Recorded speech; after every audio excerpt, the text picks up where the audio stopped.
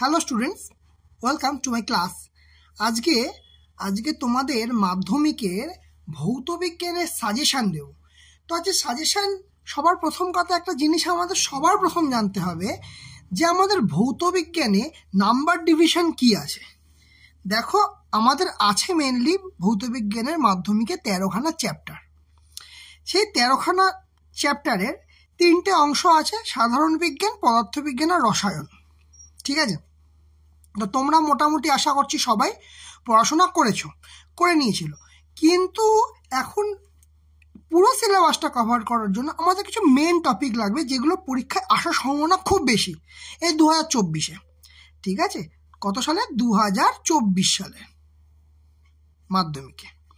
ঠিক আছে, তাহলে দেখো এবার আমাদের একটা জিনিস সবার প্রথম কথা মাথায় রাখতে হবে যে আমাদের নাম্বার তোলা কিন্তু এখন খুব সহজ।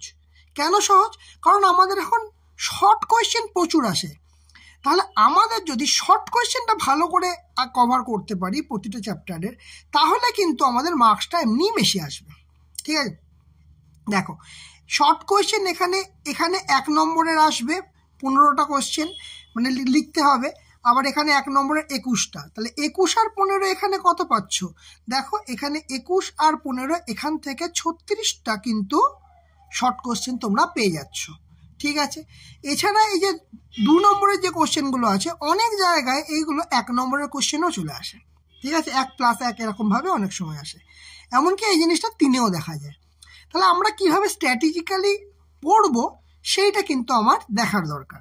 ঠিক আছে, তো শেষে যারা ভৌতবিজ্ঞানটা সারা বছর একটুখানি কম পড়েছ তাদের জন্য একটু টিপস দেব একদম শেষে ওটা। তাহলে আগে আমরা অন্তত চ্যাপ্টার ওয়াইজ দেখে নিই কি কি সাজেশন আসতে চলবে, মানে কি কি কেমন কোয়েশ্চেন আসতে পারে। সবার প্রথম দেখো পরিবেশের জন্য ভাবনা। আচ্ছা, আমরা সরাসরি খাতায় চলে যাই, তাহলে দেখা যাবে।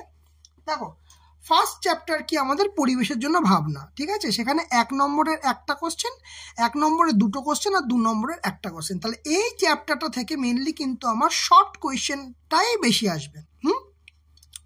তো পরিবেশের জন্য ভাবনা পড়ার জন্য প্রথমে আমাদের কি একদম প্রথমে আমাদের যে বায়ুমণ্ডলের যে বিভিন্ন স্তরগুলো আছে স্তরগুলো পড়ে নেব, আর কোন জায়গাকার টেম্পারেচার কেমন আছে সেটা পড়ে নেব।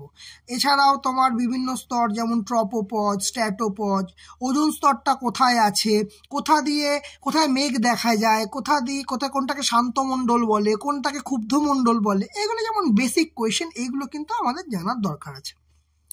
ঠিক আছে, বা কোথা দিয়ে জেট প্লেন চলে, এগুলো জানতে হবে। ক্লিয়ার?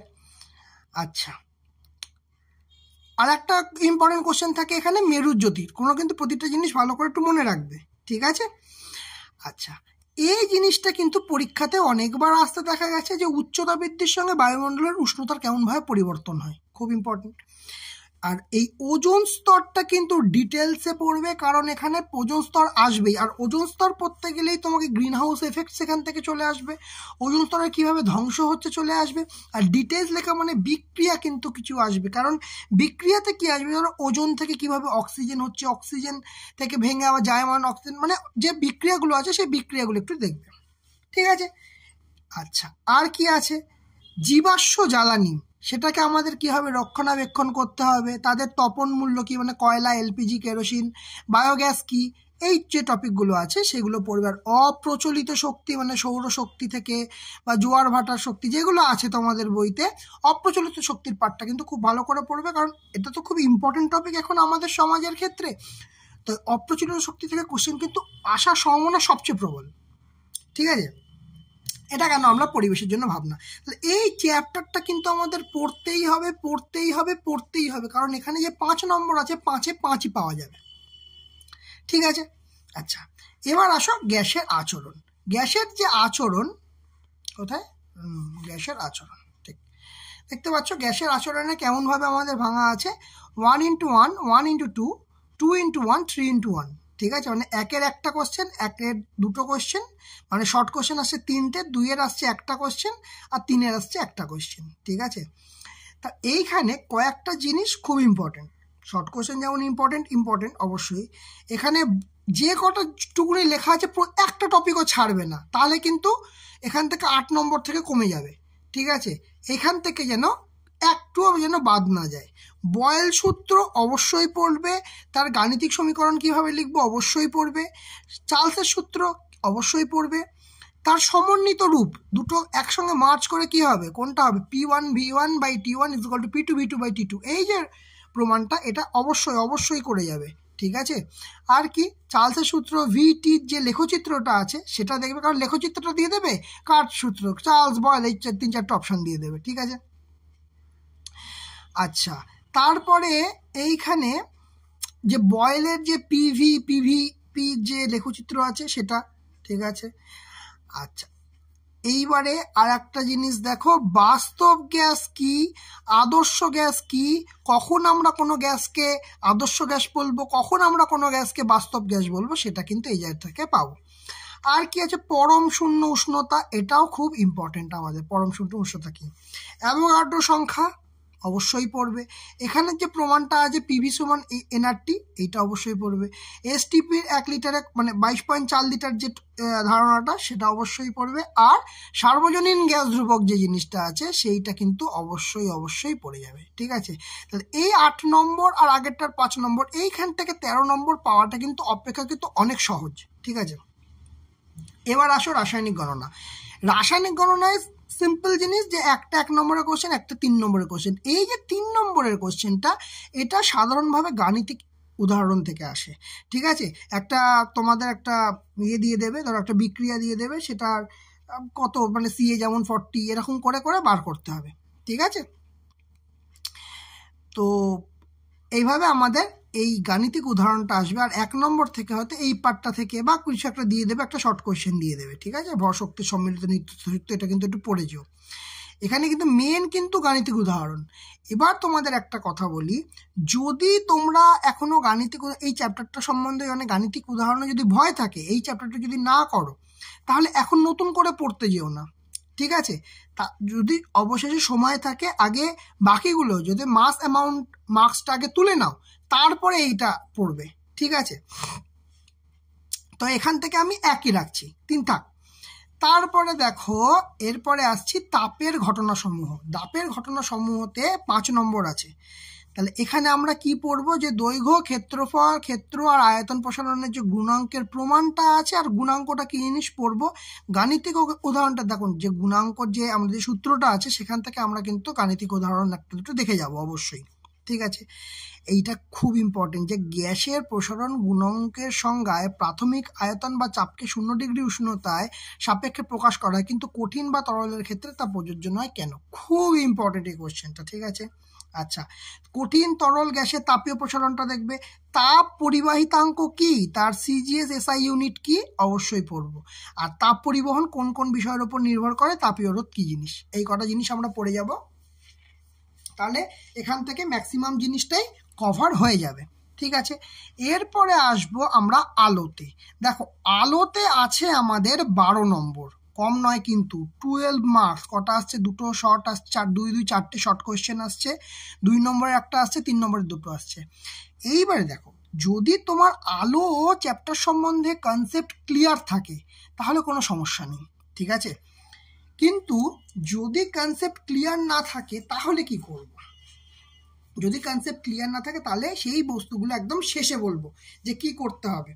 আগে এইটা দেখে নিই যে আলো চ্যাপ্টারটা থেকে আমরা কি কি পড়ব। প্রথমেই আলোর যে দর্পণ আছে, দর্পণের কি, গোলীয় দর্পণ কি, বক্রতা কেন্দ্র কি, বক্রতা ব্যাসার্ধ কি, মেরু কি, প্রধান অক্ষ কি, মুখ্য ফোকাস, তারপরে ফোকাস দৈর্ঘ্য, এই R=2F, আলোক কেন্দ্র, এই যে প্রথম দুটো পাতাটাই এই টপিকটা পুরো পেয়ে যাবে একদম, মানে এগুলো ঝড়ের মতো, মানে একদম কনসেপ্ট যেন এখানটা ক্লিয়ার থাকে, একদম যেন ক্লিয়ার থাকে এই জায়গাটা থেকে কোশ্চেন আসে। ঠিক আছে, বিশেষ করে শর্ট কোশ্চেন আসে। দর্পণের ব্যবহার, গোলীয় দর্পণের ব্যবহার কি, ডাক্তারখানায় ডাক্তার কোন মানে কোন দর্পণ ব্যবহার করে, এইগুলো কিন্তু খুব আসে পরীক্ষার খাতায়। ঠিক আছে, এই জায়গাটা আমাদের কিন্তু অবশ্যই পড়তেই হবে। আচ্ছা, আর বস্তুর অবস্থান হিসাবে সদ্বিম্ব অসদ্বিম্ব, তোমাদের আর একটা ট্যাকটিস বলে রাখি, সদ্বিম্ব অসদ্বিম্ব তো মেনলি অসৎ, যদি একদম কিছু বুঝতে না পারো অসদ্বিম্বের অবস্থানটা মনে রাখবে মেনলি, আর বাকিগুলো অবস্থান হবে সদ্বিম্ব। অসদ্বিম্বটা অবশ্যই মনে রাখবে, তাহলে বাকি অবস্থানগুলোতে হবে সদ্বিম্ব। ঠিক আছে। আচ্ছা, আর তারপর হচ্ছে প্রতিসরণ। প্রতিসরণের সূত্র দুটো সূত্র আছে, দুটোই পড়বে, একটা আসতে পারে। আচ্ছা, প্রতিসরণ হয়েছে।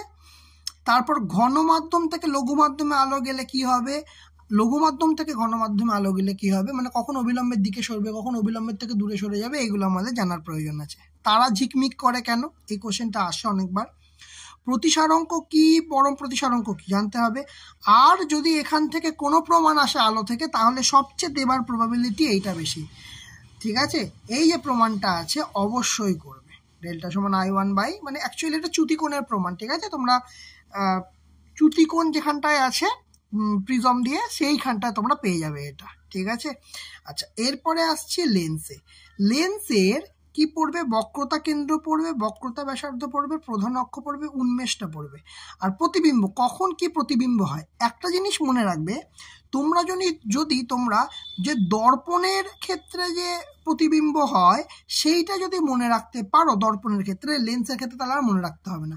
দর্পণে যা হয় লেন্সে তার উল্টো হয়। ক্লিয়ার? দর্পণে যেটা হবে লেন্সে তার সেম উল্টো হবে। ক্লিয়ার?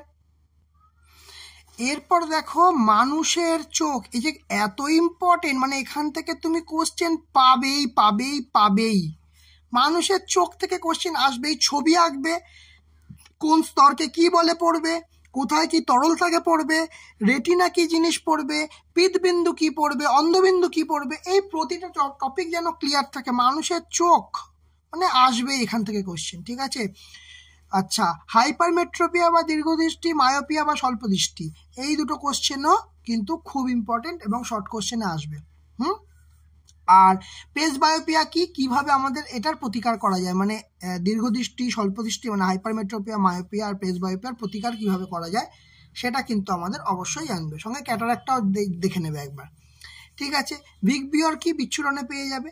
কম বিক্ষিপ্ত আর বেশি বিক্ষিপ্ত কি, মানে আলোর বিচ্ছুরণে পেলে কোন আলোটা সবচেয়ে বেশি বিক্ষিপ্ত হবে, কোন আলোটা কম বিক্ষিপ্ত হবে, এটা কিন্তু অবশ্যই দেখতে হবে। আর কি, আলোর বিক্ষেপণ, মানে দেখবে গোধূলির সময় সূর্য দেখা যায়, বা এই যে টাইপের কোশ্চেনগুলো, বা জাহাজকে উল্টো মনে হয়, এরকম কিছু কোশ্চেন আছে, সেগুলো একটু দেখে নেবে। ঠিক আছে, এই গেল পর্যন্ত আলো পর্যন্ত। ঠিক আছে।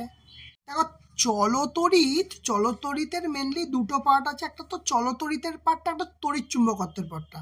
এবার আমি বলবো এখান থেকে 12 নম্বর থাকে। ঠিক আছে, তড়িৎ চুম্বকত্বের কনসেপ্ট যদি তোমাদের পুরো ক্লিয়ার থাকে তবেই চ্যাপ্টারটা পড়ো, মানে চ্যাপ্টার বলতে তড়িৎ চুম্বকত্বের পার্টটা পড়ো, নাহলে ওখানে মানে অনেক কিছু আছে। ঠিক আছে, মোটর আছে, ডায়নামো আছে, প্রচুর জিনিস আছে। তো আমি বলবো যদি ক্লিয়ার থাকে তবেই ওই চ্যাপ্টারটা কভার করো, আদারওয়াইজ ওখান থেকে কমই কোয়েশ্চেন আসবে। মেন কোয়েশ্চেন আসবে চলতরিতের এই পার্টটা থেকে। ঠিক আছে, এই পার্টটা পড়লে তোমরা বেশি কভার করতে পারবে অপেক্ষাকৃত। ঠিক আছে, তাহলে চলতরিতের এই যে পার্টটা আছে সেই পার্টটা সম্বন্ধে যে মেনগুলো সেগুলো বলছি। দেখো, কুলম্ব সম্বন্ধে পড়বে অবশ্যই, কুলম্বের সূত্র কি, হ্যানা ত্যানা সব সম্বন্ধে, কুলম্বীয় ধ্রুবক টুবক সব কিছু পড়ে নেবে ওখানটা। ওহমের সূত্র, এবং এখান থেকে যে ম্যাথগুলো আসে V=IR এর উপর ভিত্তি করে, V=IR এর উপর ভিত্তি করে যে ম্যাথগুলো আসে অবশ্যই আসবে পরীক্ষায়। পরিবাহী রোধ কি, কিসের উপর নির্ভর করে, অবশ্যই আসবে। জুলের সূত্র, ঠিক আছে, তাপীয় সংক্রান্ত জুলের সূত্র যেটা আছে, আর তার সম্বন্ধে যে গণিত H=I²RT, ওখান থেকে যে ম্যাথগুলো আছে, শুধু সিম্পল ম্যাথগুলো দেখবে তবেই হবে। তড়িৎ ক্ষমতা, ঠিক আছে, তড়িৎ ক্ষমতা অবশ্যই দেখবে, তার কয়েকটা সিম্পল ম্যাথ আছে সেটা দেখবে।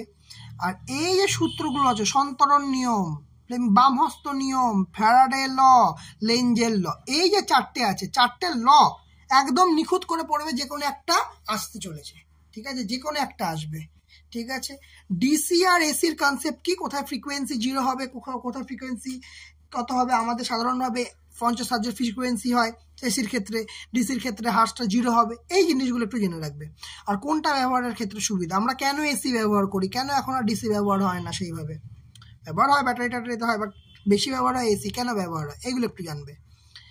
আর কি জানতে হবে আমাদের? তড়িৎচালক বল সম্বন্ধে জানতে হবে, বিভব প্রভেদ সম্বন্ধে জানতে হবে, অভ্যন্তরীণ রোধ জানতে হবে, যেটাকে আমরা স্মল আই দিয়ে ডিনোট করি, ঠিক আছে? টোটাল রোধকে আই প্লাস স্মল আই এরভাবে ডিনোট করি, সরি আই বলছি, রোধ তো স্মল আর দিয়ে ডিনোট করি, R plus small R, total রোধ যদি অভ্যন্তরীণ রোধ ধরি, ঠিক আছে?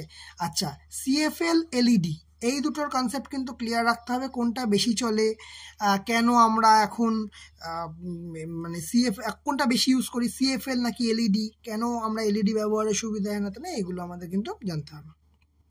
আচ্ছা, এবার কি শ্রেণী সমবায় এবং সমান্তরাল সমবায়, এর তো প্রচুর ইম্পর্টেন্ট, এবং তুল্য রোধ এবং গণিত। ধরো একটা সার্কিট দিয়ে দিল, সিম্পল এরকম একটা সার্কিট দিয়ে দিল, ঠিক আছে?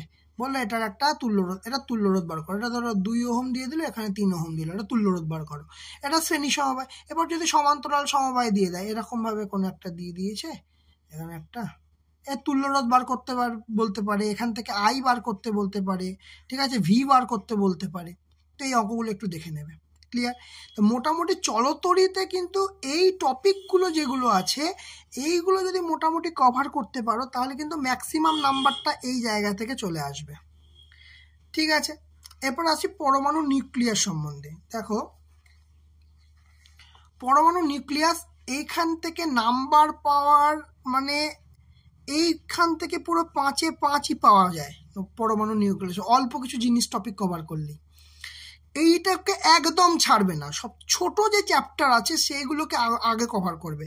আমি বলবো আলো তড়িৎ পরে কভার করো, 12-12-24 নম্বর আছে, কিন্তু আগে কভার করো পরমাণু নিউক্লিয়াস, কারণ সহজ কোশ্চেন নাম্বার তুলবে আমাদেরকে, আগে নাম্বার তোলাটা আগে বেশি দরকার। তো আগে এই পোর্শন, মানে যারা আর কি এগুলো এখনো পড়োনি, তারা অবশ্যই এই টপিকগুলো কিন্তু বেশি ভালো করে পড়ে নেবে।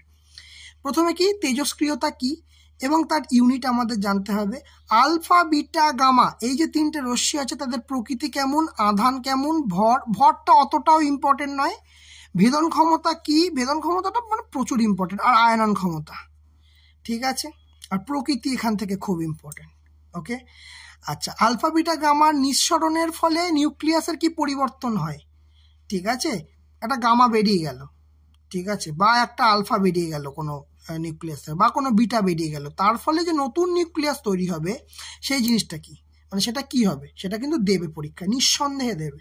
ভর ত্রুটি, ভর বিচ্যুতিটা আসবে। আর এর থেকেও বেশি ইম্পর্টেন্ট হচ্ছে নিউক্লিয় সংযোজন, নিউক্লিয় বিয়োজন। বলে দেবে সূর্যে আমাদের কোনটা দেখতে পাই, সংযোজন না বিয়োজন? আমরা যে পারমাণবিক চুল ইউজ করি সেখানে কোনটা দেখতে পাই, নিউক্লিয় সংযোজন না নিউক্লিয় বিয়োজন? তাহলে এখান থেকে এক্সাম্পলটা কিন্তু অবশ্যই দেখে রাখবে, ক্লিয়ার? আচ্ছা, এবার আসি আমাদের পর্যায় সারণীতে। তা পর্যায় সারণী চ্যাপ্টারটা অনেকের শক্ত লাগে, ঠিক আছে, যে পর্যায় সারণীটা কোন পার্টটা পড়বো আমরা বুঝতে পারছি না, অনেকে আমাকে বলেছো, কিন্তু পর্যায় সারণী চ্যাপ্টারটা হচ্ছে সোজা, যদি একটু ঠিকভাবে তোমরা অ্যানালাইজ করতে পারো, এই চ্যাপ্টারটা থেকে পুরো নাম্বার ওঠে। কি করে নাম্বার ওঠে? কোন টপিকগুলো পড়বে সেটা আগে জানতে হবে। এই চ্যাপ্টারটাও ছাড়বে না, অবশ্যই এই চ্যাপ্টারটা ছাড়বে না, কারণ এটাতেও বেশি পড়তে হবে না, অল্প পড়েও কিন্তু তোমরা নাম্বারটা পেয়ে যাবে। কি? আচ্ছা, প্রথমে যে ডোবেরাইনের ত্রয়ী সূত্রটা পড়বে, দিয়ে দিতে পারে। মেন্ডেলিভের যে পর্যায় সারণীটা আছে সেটার মেনলি কি পড়বে, কটা শ্রেণী আছে, কটা পর্যায় আছে, এবং কার ওপর ভিত্তি করে এটা হয়েছে, মানে পারমাণবিক ভরের ওপর, পারমাণবিক সংখ্যার ওপর, কার ওপর ভিত্তি করে হয়েছে, অ্যাজ ওয়েল অ্যাজ এইটাও মোজলের পর্যায় সারণীটাও, এর শ্রেণী কটা, পর্যায় কটা, কার ওপর ভিত্তি করে হয়েছে, মানে পারমাণবিক ভরের ওপর হয়েছে না পারমাণবিক গুরুত্বের ওপর হয়েছে, এই যে ছোট ছোট ইনফরমেশনগুলো কিন্তু মানে এক্সামিনার তো খুব পছন্দের, ঠিক আছে, এবং দিয়ে দেবে শর্ট কোশ্চেনে দুম দাম দিয়ে দেবে, ঠিক আছে? আর এখানেও আছে 3টে শর্ট কোশ্চেন আসছে, আর এখানেও তোমরা 3-এ তোমরা শর্ট কোশ্চেনও পেয়ে যেতে পারো, এখানে মানে 1+2 এরকম দিতে পারে। 2 নম্বর কোশ্চেন, 3 নম্বর কোশ্চেনে কোনটা ইম্পর্টেন্ট? আচ্ছা, হ্যালোজেন, এই যে হ্যালোজেনের অবস্থান কত নম্বরে, কত নম্বর শ্রেণীতে এটা অবস্থান করে, এটা দরকার। হাইড্রোজেনকে দুষ্ট মৌল বলা হয় কেন, এইটাও ইম্পর্টেন্ট। নিষ্ক্রিয় মৌল কোথায় অবস্থান করে, হয়তো নিষ্ক্রিয় মৌলর নাম বলতে দিতে পারে, হয়তো এটা বলতে পারে যে আমাদের প্রকৃতিতে কোন নিষ্ক্রিয় মৌলটা সবচেয়ে বেশি পাওয়া যায়, গ্যাস আকারে আছে, নিষ্ক্রিয় মৌল বেশি পাওয়া যায়, এই ঠিক আছে, যেমন আর্গন। আর এই জায়গাটা কিন্তু ভালো করে পড়বে, মুদ্রা ধাতু 11 নম্বর, এইটা পড়বে মুদ্রা ধাতু। সন্ধিগত মৌল কোথা থেকে কত নম্বরে আছে ঠিক আছে, চ্যালকোজেন মৌল কত নম্বর শ্রেণীতে আছে, আচ্ছা ধাতু, ক্ষার ধাতু কাদেরকে বলা হয়, ক্ষারীয় মৃত্তিকা মৌল কাদেরকে বলা হয়, ঠিক আছে, এই কটা জিনিস যেটা বলা। ধাতুকল্প সঙ্গে 7টা ধাতুকল্প, ধাতুকল্প কোথায় কোথায় অবস্থান করছে, একটা স্টেয়ার কেস মতো আছে, স্টেয়ার কেস, আচ্ছা এটা তোমাদের আসবে না, ছেড়ে দাও, ধাতুকল্প, ঠিক আছে। এইবারে পর্যায় সারণীর ওপর ভিত্তি করে তড়িৎ ঋণাত্মকতা বলতে হবে, মানে বাঁ দিক থেকে ডান দিকে গেলে তড়িৎ ঋণাত্মকতা বাড়বে না কমবে, বা ডান দিক থেকে বাঁ দিকে এলে তড়িৎ ঋণাত্মকতা বাড়বে বা কমবে, ওপর থেকে নিচে এলে তড়িৎ ঋণাত্মকতা কী হবে, নিচের থেকে ওপরে গেলে তড়িৎ ঋণাত্মকতা কী হবে, মানে পর্যায় সারণীর উপর ভিত্তি করে, ঠিক আছে। একই রকমভাবে পারমাণবিক ব্যাসার্ধ, জারণ বিজারণ ধর্ম আর আয়নাইজেশন ধর্ম, এই চারটে কিন্তু তোমাদের পরীক্ষাতে একটা কোশ্চেন, এই চারটে টপিক থেকে একটা কোশ্চেন আসবে। আর যে ছোট ছোট কোশ্চেনগুলো থাকে, পর্যায় সারণী সবচেয়ে ভারী ধাতু কোনটা, সবচেয়ে হালকা ধাতু কোনটা, সবচেয়ে তড়িৎ ঋণাত্মক ধাতু কোনটা, সবচেয়ে তড়িৎ মানে ইলেকট্রোপজিটিভ ধাতু কোনটা, এই 3-4টে জিনিস যেগুলো আছে সেগুলো আসবে। ক্লিয়ার? আচ্ছা, নেক্সট চ্যাপ্টার হচ্ছে আয়নীয় ও সমযোজী বন্ধন। এইটাও আরেকটি চ্যাপ্টার যেটাতে তোমরা খুব সহজে নাম্বার তুলতে পারবে। কেন এই চ্যাপ্টারটা সহজ অত বললাম, কারণ দেখো, যদি এইটা সম্বন্ধে একটুখানি বুঝতে হবে, যে দুটো জিনিস মেনলি বুঝতে হবে, সমযোজী বন্ধন কি এবং তড়িৎযোজী বন্ধন কি, এর কনসেপ্ট যদি ক্লিয়ার করতে পারো তাহলে এইটা পুরোটা কোনো ব্যাপারই নয়। কেন ব্যাপার নয়? প্রথম কথা হচ্ছে এখানে 6 নম্বর থাকবে, ম্যাক্সিমাম কোশ্চেন তুমি শর্ট কোশ্চেনে পেয়ে যাবে, ঠিক আছে। 3x1 যেটা আছে এটাও হয়তো 1+2 করে পেয়ে যাবে, ঠিক আছে। তো একটা জিনিস দেখো, যে সমযোজ্যতা তড়িৎযোজ্যতা, সমযোজী বন্ধন এবং তড়িৎযোজী বন্ধন ব্যাপারটা, কনসেপ্টটা ক্লিয়ার হলেই সমযোজ্যতা এবং তড়িৎযোজ্যতা কি জিনিস সেটা ক্লিয়ার হয়ে যাবে।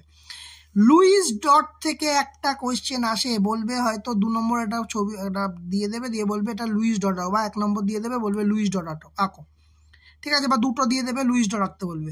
বইতে দেখবে 4টে থেকে 5টা যে এক্সাম্পল দেওয়া আছে, ওই কটা এক্সাম্পল একদম মানে চোখ বুজে করে যাবে, তাহলে একটা না একটা কমন পাবেই লুইস ডট থেকে, ঠিক আছে। আচ্ছা, এইবার আসবে ওই লুইস ডট করতে গিয়ে দেখবে কোনটা সমযোজী আর কোনটা তড়িৎযোজী, ওখান থেকেই পেয়ে যাবে, বুঝতে পারবে যে কোনটা সমযোজী কোনটা তড়িৎযোজী। আমি তোমাদের একটা ছোট্ট ট্রিক্স বলে দিই, ঠিক আছে।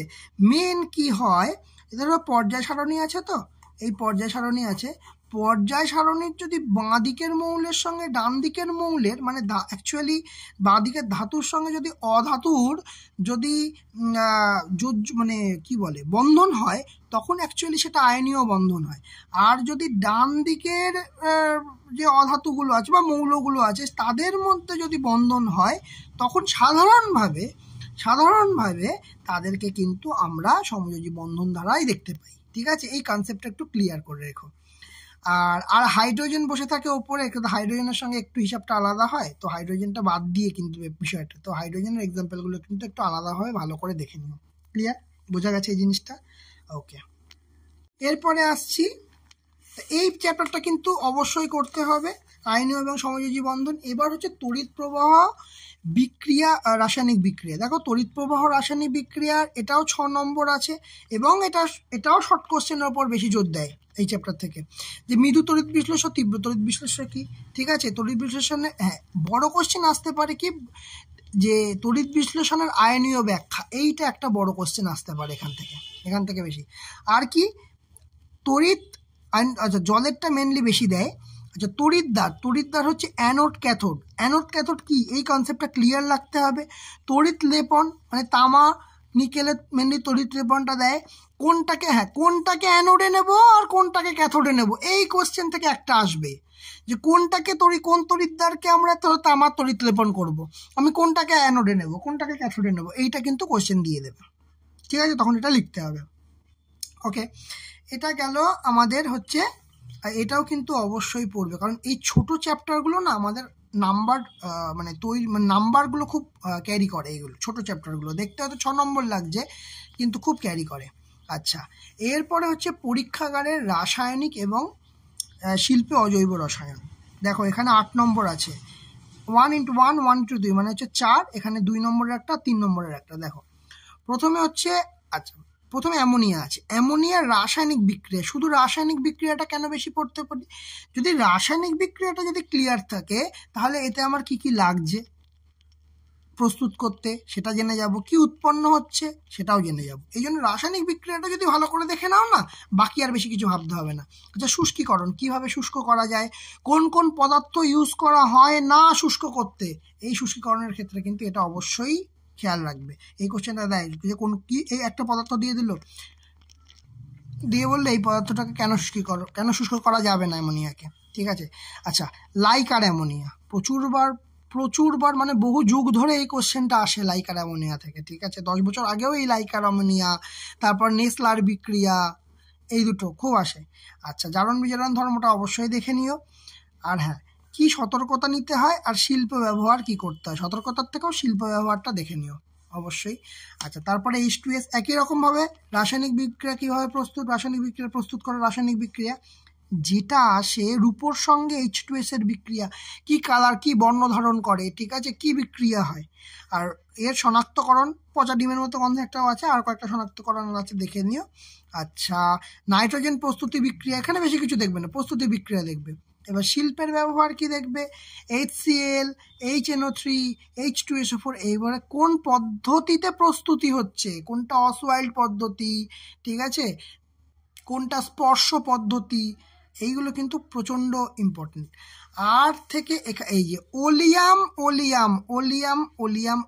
অবশ্যই মনে রেখো, ধূময়মান নাইট্রিক অ্যাসিড অবশ্যই মনে রেখো, ধূময়মান সালফিউরিক অ্যাসিড অবশ্যই মনে রেখো। ওলিয়াম, ধূময়মান নাইট্রিক অ্যাসিড, ধূময়মান সালফিউরিক অ্যাসিড, কম বেশি একটা কোশ্চেন আসা উচিত এখান থেকে, ঠিক আছে। আচ্ছা, এরপরে আসছি ধাতুবিদ্যা, আরও একটা ছোট চ্যাপ্টার কিন্তু ইম্পর্টেন্ট চ্যাপ্টার। এটা আমার আরও বেশি ইম্পর্টেন্ট চ্যাপ্টার মনে হয়। কেন এটা বেশি ইম্পর্টেন্ট চ্যাপ্টার মনে হয়, এখানে অল্প জিনিস পড়বো, বেশি নাম্বার পাবো। কিভাবে, 4টে ধাতু পড়ো, আয়রন, কপার, জিঙ্ক, অ্যালুমিনিয়াম, এদের আকরিকের নামগুলো পড়ে নাও, প্রতিটার 2-3টে করে পড়ে নাও আকরিকের নাম, ওর বাইরে আসবে না, তাহলে 3 4 12টা। আর সংকর ধাতু কটা আছে, সংকর ধাতুও 12টা আছে, তাহলে ওই 12-13টা আছে। তার সংকর ধাতু আর আগরিক এই দুটো পড়লে আমি এখান থেকে 2 নম্বর পাবোই, 2-3 নম্বর এখান থেকে চোখ বুঝে পেয়ে যাবে, কোনো ভাবতেই হবে না। ধাতুবিদ্যার একটা জারণ বিজারণ পদ্ধতিটা দেখে নেবে। আর হ্যাঁ, ধাতু নিষ্কাশন পদ্ধতি কোনটা কোন পদ্ধতিতে করা হয়, 3টে পদ্ধতি আছে, কার্বন বিজারণ, থার্মিট, আর হচ্ছে তড়িৎ বিজারণ, ঠিক আছে। তো আকরিক থেকে 1-2টো কোশ্চেন আসবে, আর সংকর ধাতু থেকে 1-2টো কোশ্চেন আসবে। তো এই দুটো জায়গা এখানে very very very very very important, ঠিক আছে, আসবেই আকরিক আর সংকর ধাতু থেকে ধাতুবিদ্যা।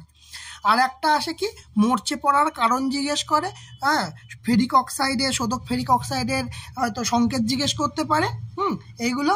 আর হচ্ছে তোমাদের এই কিভাবে মরচে পড়া থেকে বাঁচানো যায় তার পদ্ধতিটা কিভাবে, ঠিক আছে, সে গ্যালভানাইজেশন বলো বা তড়িৎ লেপন বলো, যেটা পদ্ধতি দরকার হবে সেই নিবারণের পদ্ধতিটা আমাদের জানতে হবে, ঠিক আছে। ধাতুবিদ্যা কিন্তু ছোট চ্যাপ্টার, কিন্তু ইম্পর্টেন্ট চ্যাপ্টার, কারণ 8 মার্কস ক্যারি করছে, ঠিক আছে, বোঝা গেছে। আচ্ছা, এরপরে জৈব রসায়ন। অনেকে বলবে জৈব রসায়নটা আমার প্রচুর কঠিন লাগে, কিন্তু জৈব রসায়নটা লাস্ট যে ভিডিওগুলো তোমরা যদি দেখে থাকো তোমাদের কাছে হয়তো অতটা কঠিন লাগবে না, কিন্তু যদি কঠিন লাগে তোমাদের কয়েকটা জিনিসই বলবো মনে রাখতে। কনসেপ্ট রেখো, সম্পৃক্ত আর অসম্পৃক্ত হাইড্রোকার্বন কাকে বলে, সিম্পলি বলে দিই, সম্পৃক্ত হাইড্রোকার্বন মানে একটা বন্ড আছে, অসম্পৃক্ত হাইড্রোকার্বন মানে 2 বা 3টে বন্ড আছে, এই জিনিসটা মাথায় রেখে ধরো। আর ক্যাটিনেশন ধর্মটা পড়বে। আর এখানে দেখো, এখানে কিচ্ছু করার নেই, অ্যালকেন, অ্যালকিন, অ্যালকাইন, এই 3টের এক্সাম্পল আইইউপ্যাক নাম পড়তেই হবে যদি এই চ্যাপ্টার থেকে অ্যান্সার করতে চাও তো, কারণ এখান থেকে আসবেই। কার্যকরীমূলক OH মানে অ্যালকোহল গ্রুপ, অ্যালডিহাইড গ্রুপ, তারপর CO গ্রুপ, তারপর অ্যাসিড গ্রুপ, ঠিক আছে, অ্যামিন, কিটোন, এইগুলো একটু জানতে হবে, নামকরণগুলো জানতে হবে, কীভাবে নামকরণ হয়, ঠিক আছে, ফরমেশনটা হয়তো জানতে হলো। এটার থেকেও যেটা বেশি ইম্পর্টেন্ট, বেশি আসে, সেটা সমবায়টা দেখে নাও, যেটা বেশি আসে সেটা হচ্ছে যে এই যে সাধারণ নামগুলো বেশি আসে, একটা নাম বলে দেবে, যেমন methyl alcohol, ethyl alcohol, formic acid, acetic acid, formaldehyde, acetaldehyde, এই যে 6টা জিনিস বললাম, এর ব্যবহার, এটাগুলো সাধারণ নাম, এর ব্যবহার, আইইউপ্যাক নাম, এইগুলো কিন্তু পরীক্ষায় আসবেই, ঠিক আছে। 6টা থেকে একটা তুমি দেখতেই পাবে। আর এর ব্যবহার কি কাজে লাগে অবশ্যই পড়বে। আচ্ছা, এরপরে আচ্ছা হ্যাঁ, এলপিজি আর সিএনজির এদের প্রধান উপাদান আসে পরীক্ষায়, যে প্রধান উপাদান কি থাকে, এলপিজিতে প্রধান উপাদান কি থাকে, সিএনজিতে প্রধান উপাদান কি থাকে, আর পুরো নাম লিকুইফাইড পেট্রোলিয়াম গ্যাস আর কম্প্রেসড ন্যাচারাল গ্যাস। ঠিক আছে। আচ্ছা, ডিনেচার্ড স্পিরিট কি জিনিস, এটাও পরীক্ষায় বহুবার এসছে, ডিনেচার্ড স্পিরিট কি জিনিস। হ্যাঁ, আচ্ছা এইবারে 2 নম্বরের কোশ্চেনে দেখা গেছে বিক্রিয়া আসে, যে মিথেনের সঙ্গে মিথেনের সঙ্গে হাইড্রোজেনের বিক্রিয়া, অনেক সময় জুতো বিক্রিয়া যেগুলো আছে সেগুলো দেয়। তারপর ব্রোমিনের সঙ্গে বিক্রিয়া হলে কি হবে, ঠিক আছে, লাল ব্রোমিনের মধ্যে দিয়ে আমি অ্যাসিটিলিন দেবো বা অ্যাসিটিলিন চালাবো, তাহলে কি ঘটনা ঘটবে। এই যে কটা বিক্রিয়া আছে শেষের দিকে পেয়ে যাবে যে মিথেন, ইথিলিন, অ্যাসিটিলিন, এই বিক্রিয়ায় কি ঘটনা ঘটবে এবং তার ফলে যে যৌগটা উৎপন্ন হবে তার নাম কি হবে, এইগুলো একটু আসে। আর পলিথিন মানে ইথিলিন থেকে পলিইথিলিন মানে মনোমার পলিমার যে জায়গাটা আছে সেই জায়গাটা আছে পলিথিন। টেফলন, পিভিসি দিয়ে কি কাজ করা হয়, টেফলন দিয়ে কি কাজ করা হয়, পলিথিনটা অতটা আসে না, টেফলন আর পিভিসি দিয়ে খুব আসে। ঠিক আছে, তাহলে এইগুলো হচ্ছে আমাদের মোটামুটি এই পার্টগুলো আমাদের পড়তে হবে। আশা করি তোমরা এটা বুঝতে পেরেছো। এবার আসি, তুই মনে হচ্ছে আমরা তো অনেক কিছুই এখানে আমি বলে দিলাম, ঠিক আছে, এবার আমি যদি বলি যে আমি আর বেশি পড়িনি বা আমাকে কিছু একটা করে মোটামুটি একটা স্ট্যান্ডার্ড জায়গায় মার্কস তুলতে হবে, তখন কি করবে। আমি একটা সহজ কথা তোমাদের বলছি, দেখো আমাকে যদি মার্কস তুলতে হয় তাহলে আমি প্রথম ফোকাস করব যে আমার কোন জায়গাটায় নাম্বারটা বেশি আসছে। প্রথমেই বলেছি আমার থেকে শর্ট কোয়েশ্চেনে কিন্তু আমার নাম্বার বেশি আসছে। আমি দেখতে পাচ্ছি 36 নম্বরের শর্ট কোয়েশ্চেন আসছে। হ্যাঁ, এবং 2 নম্বরের কোয়েশ্চেন আসে আর 3 নম্বরের কোয়েশ্চেন আসে। এই 2 আর 3 অনেক সময় 1+1 থাকে, আর 3-এও অনেক সময় 2+1 থাকে তো। তাহলে তুমি ভালো করে যদি কোয়েশ্চেন অ্যানালাইসিস করো তাহলে দেখবে 50 নম্বর শর্ট কোয়েশ্চেন থেকে পেয়ে যাবে। 50 নম্বর, বেশি হতে পারে আরও। তাহলে আমি 50 নম্বর যদি শর্ট কোয়েশ্চেন আসে, আমি যদি এখন পুরো ফিজিক্স পড়তে যাই, পুরো ভৌত বিজ্ঞানটা পড়তে যাই, তাহলে তুমি যদি শুরু করো শেষের দিক থেকে তাহলে কিন্তু তোমার পক্ষে খুব কঠিন হয়ে যাবে। কিন্তু যদি তুমি একটু স্ট্র্যাটেজিক্যালি চলো, প্রথম কথা তোমাদের সবার কাছে পর্ষদ মানে পর্ষদ থেকে যে বইটা তোমাদের বিনামূল্যে দেয় সেই বইটা নাও আগে। ঠিক আছে, ভালো করে বুঝে নাও, সেই বইটা নাও। সেই বই নিয়ে ভৌত বিজ্ঞানের চ্যাপ্টার মানে প্রথম থেকে খোলো। দেখো প্রথমে কোয়েশ্চেন আছে, প্রথমেই 36খানা কোয়েশ্চেন আছে। ঠিক আছে, পেছনে আনসার শিট দেওয়া আছে, তোমাকে খুঁজতে হবে না। তো সেখান থেকে 36টা কোয়েশ্চেন আগে পড়ে নাও, পেছনে আনসার করে নাও। এছাড়াও আরও যেগুলো ভেতরে যে 1 নম্বরেরগুলো আছে তারও উত্তর দেওয়া আছে, সেই শর্ট কোয়েশ্চেনগুলো সব চোখ বুঝে পড়ে নাও, চোখ কান নাক বুঝে পড়ে নাও, পুরো বই শেষ করে ফেলো, প্লাস রিভিশন দাও, কারণ একবার পড়লে মনে থাকা সম্ভব নয়, তোমাকে রিভিশন দিতেই হবে। তো 1বার থেকে 2বার রিভিশন দিয়ে নাও। শর্ট কোয়েশ্চেন একবার যখন পড়া হয়ে যাবে রিভিশন দিতে কোনো সমস্যা হবে না। রিভিশন দিয়ে নিলে তারপরে তোমরা চলে যাও এবিটিএ টেস্ট পেপারে। এবিটিএ টেস্ট পেপারেরও শর্ট কোয়েশ্চেন আছে। এবার এবিটিএ ধরলে তখন তুমি দেখবে তুমি ওইগুলো পারছো, তুমি শর্ট কোয়েশ্চেনগুলো পারছো। এই গেল আমাদের শর্ট কোয়েশ্চেনের টার্গেট, এবং এই টার্গেট নিলে তোমার কিন্তু একটা কি বলবো সম্মানজনক জায়গায় নাম্বারটা চলে যাবে।